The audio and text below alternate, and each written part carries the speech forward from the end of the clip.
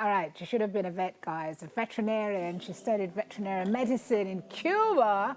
But this amazing young woman has grown to be a sought-after keynote speaker and MC. And right? Because that's just how many facets she has. This is ever since she was introduced as a new host of Digital Rising Stars. How many years ago, Terry? 7, but we're not going to really count. My word. And so much has happened since then. She's here to talk to us this morning about switching career choices and just how to kind of be intentional about where you're going. Good morning, it's great to have you. Hi, morning. Hi, guys. I mean, you're in the studio where you always are, so you're home, but it's good to have you in this capacity. Right, I'm almost never sitting down in the interviewer's spot. Terry, Yay. when do you sleep? In the night into the morning. Like 3 hours? About 4.5. Oh, that's good. That's 2 more than I thought. 4.5. Oh, 4.5. Easily 4.5. You've been sharing a lot this year in social media about your steps to where you are now. Right. But you've really been through a great deal. Oh, yeah. Heard your story. You left here. You went to study veterinary medicine in Government Cuba. scholarship.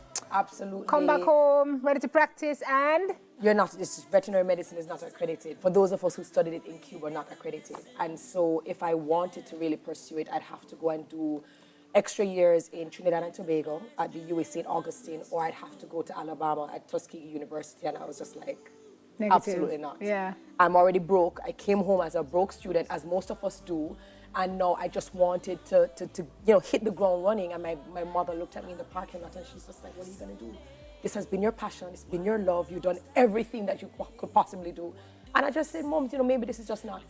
For me, it hurts. Did you really have that presence of mind at that time to say, this is maybe not for me? I did, because I've always been that child. Yeah. So if I buck my toe, I'd be the child to say, well, it must happen for a reason. If I lose $500, boy, it hurt to lose $500, but hey, maybe somebody else who really needed it found it. So because of that, I think when roadblocks, I call them, when life decides that it's just going to throw anything at you, it's really up to you how you choose to act in that point in time. I keep on telling people who want to be control freaks, you have absolutely no control over this life. And so the only things that you can control is what you tell yourself, what your thoughts you feed yourself, and know how you're going to act on those thoughts, really. And you have no regrets? I have absolutely no regrets. Any fear at any point? There was uncertainty. Yeah. But my personality is very, I don't know, I'm not qualified. I don't have the papers for it. I probably shouldn't be doing this. But you know what? It's an opportunity. Let me see where this happened. It does not take much out of me to just try. Yeah. Because sometimes you just try, Simone, and all of a sudden you realize, this is my sweet spot. This is where I'm supposed to be. But if you spend most of your time sitting down wondering if and maybe I will, then you'll never do it. Love that. So and you'll never know your potential. You left your full-time almost 2 years ago. Yeah, you still don't believe it's been that long. But in January, you made an intentional decision that things are going to be different. Oh, yeah, absolutely. So what I realized is that a lot of us who fall into, and when I say fall into and stumble into different careers, what a lot of us do is we just go with the flow. It's something that might come very good to us, might come very natural, but we don't have much structure. And so what I started to realize is, hey, I've been getting up, I've been going out, I've been doing this, and people know that I'm doing the work, but do I have anything to really show for it? Right. In terms of documenting and cataloging and, really being strategic and deliberate. And in January, I just said, you know what? This year, I'm going to use the word alignment. Therefore, everything that I think, do, say, has to be in alignment with my core values, my beliefs, and everything across the board. So instead of coming up with like resolutions, I'm going to lose weight, I'm going to do this, and then most of us never actually do it. I said alignment is my word. And so this year I said, okay, so what's going to be my word for next year? I said, my next year is going to be commitment. Yeah. As if I can't commit anymore, right? I was right? just going to say, but I think you've checked that box, yeah. But okay. I'm going to be deliberate in everything that I do. Every job that I take is deliberate. Yeah. Every person who I surround myself with is deliberate.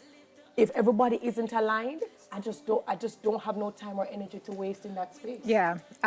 You've been sharing some points on LinkedIn. You're very active in the social space generally. Yeah, but LinkedIn a lot is of folks probably have my been... best space for like Is it now? Yeah, Instagram gives people a chance to see my personality. Right. And I balance it between a little bit of professional and a little bit of personal. But LinkedIn is where I put most of my very, I think, deep thoughts about professions and my journey, really. So, So you've shared some stuff there that we want to go through. It's something I've heard you say before, your talent will make room for Amen. you. Amen. People focus and they worry a lot about impressing people. They want to be in the right rooms with people. They want to meet these people, network and all sorts of things. And in my head, I'm like, yo, work on your talent. Work on your gift. Work on your skill. Commit. Dedicate. And when you work on that skill and people come in that presence, doors will open for you and you will now be in the rooms that you either didn't even know you wanted to be in or you didn't even see yourself being there.